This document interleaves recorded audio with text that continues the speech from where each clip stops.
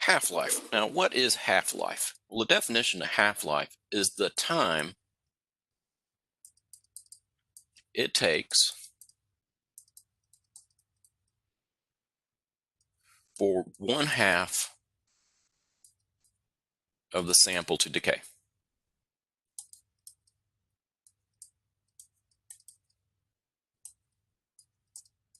And that's it. That is the definition.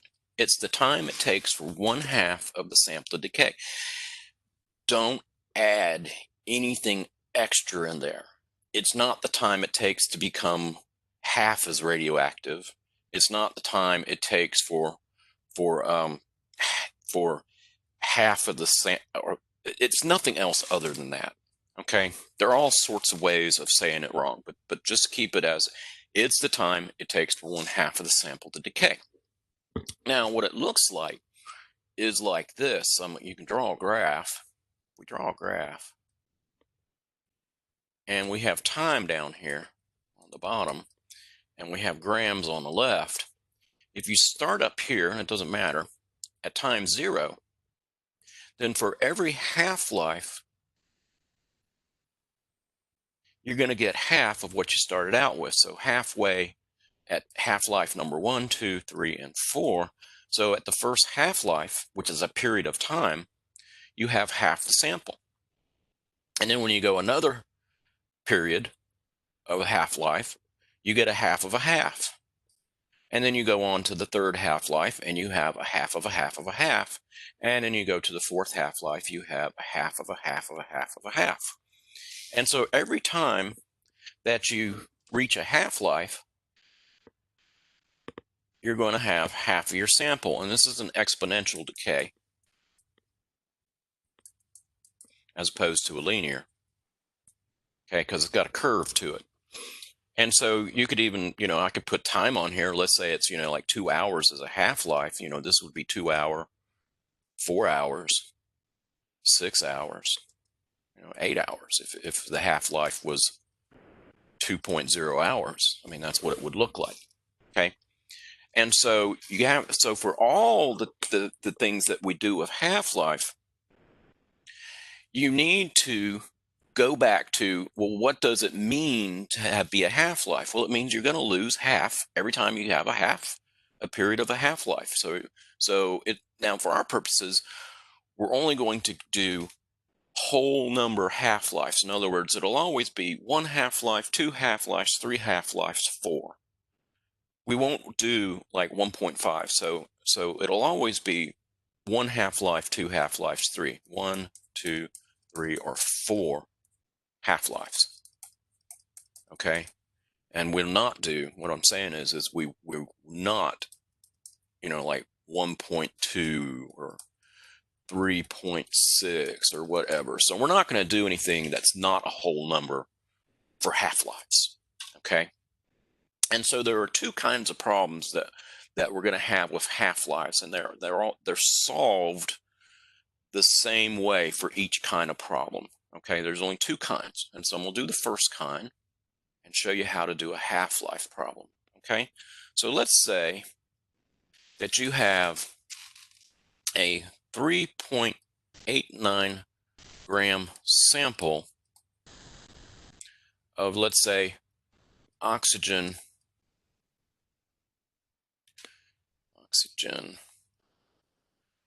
15. Okay, and it has a half-life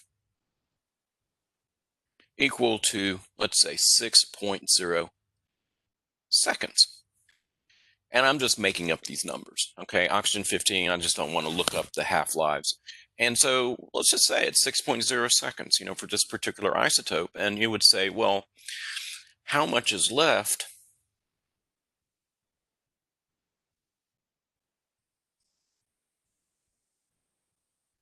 after 18.0 seconds?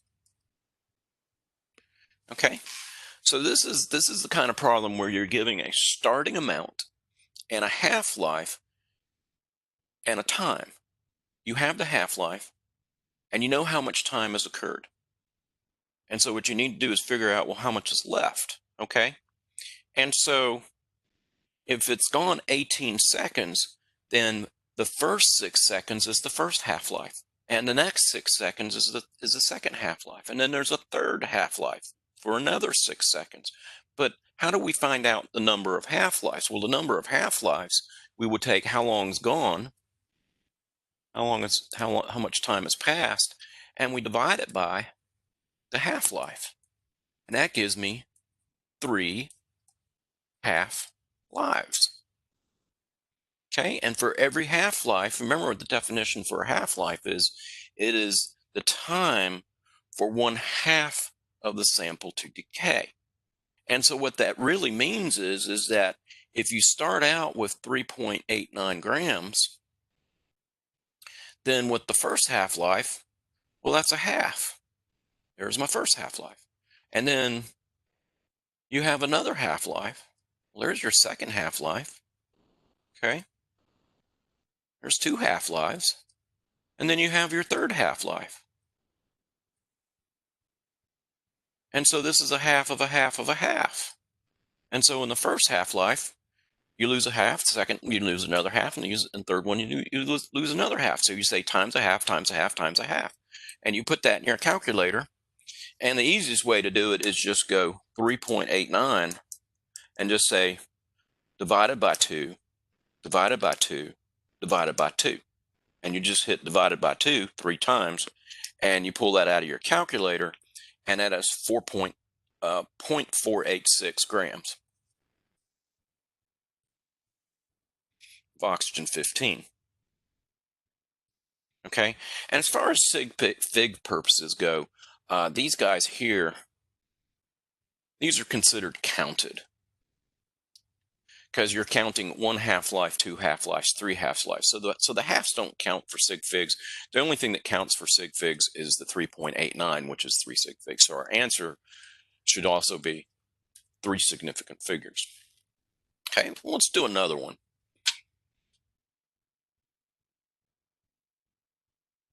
How about if we have, let me change colors here. So we say, after 16.0 hours, a 4.18 microgram sample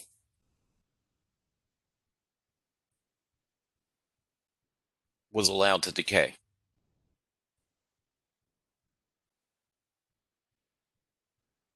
Let's see, let's go with technetium. Half-life equals 8.0 hours, and it was allowed to decay to what mass?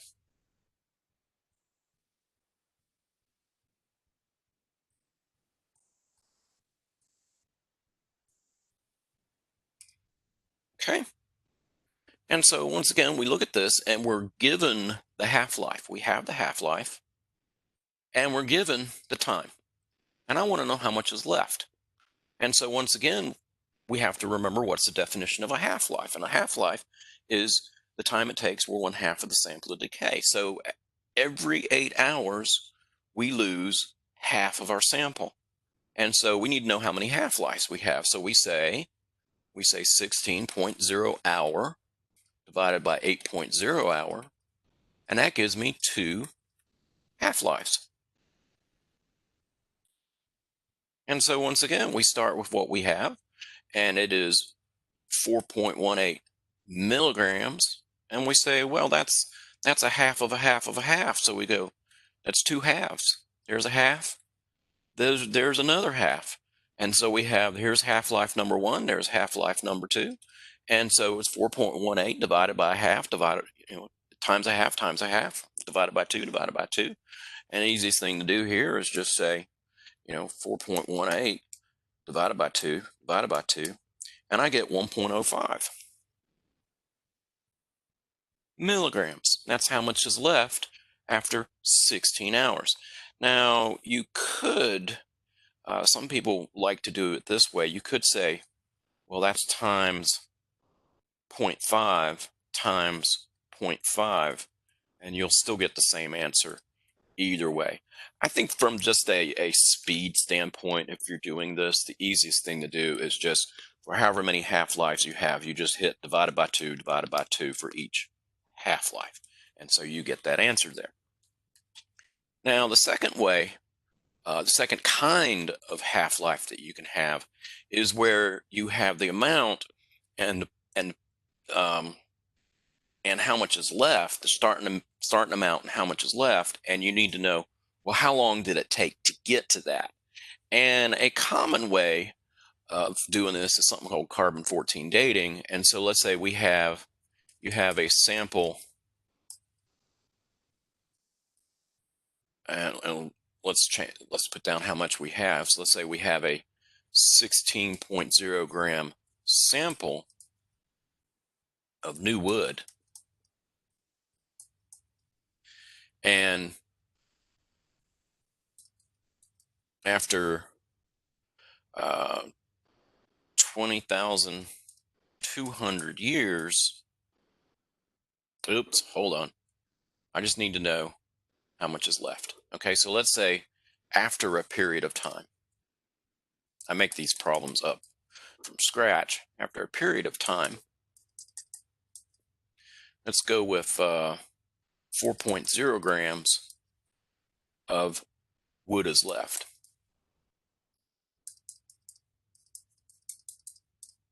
And we know that the half-life of carbon 14 is 10,200 years. So how long did it take? How much time?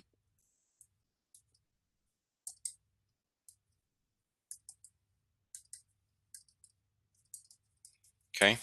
Now, in this case, we have a starting grams, we have an ending grams.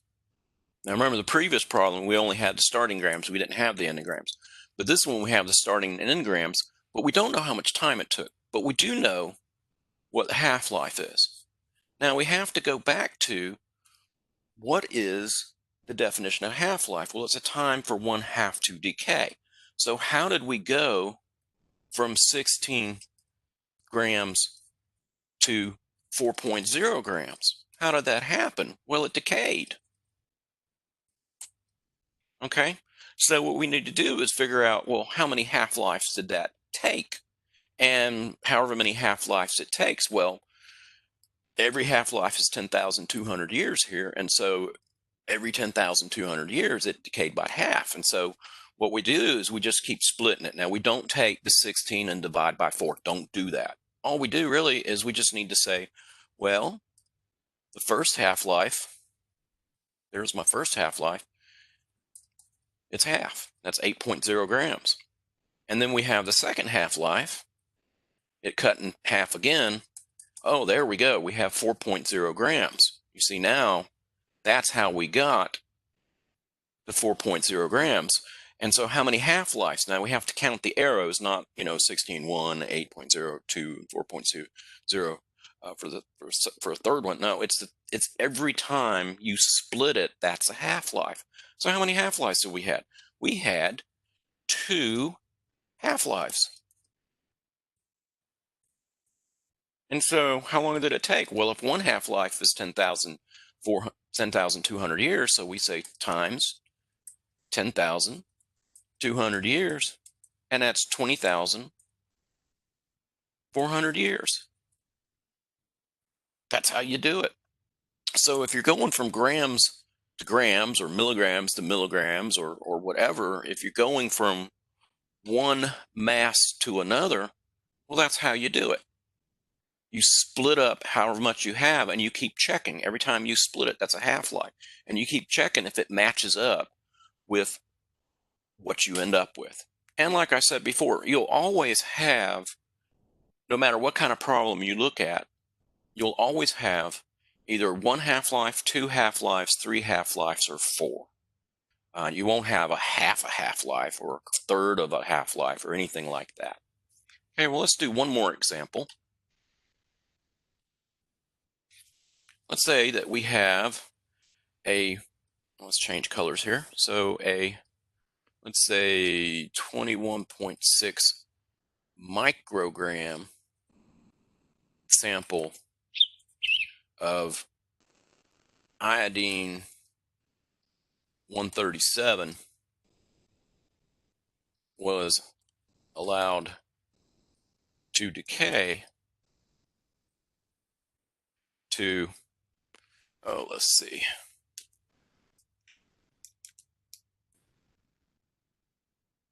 let me set up this problem so it'll work.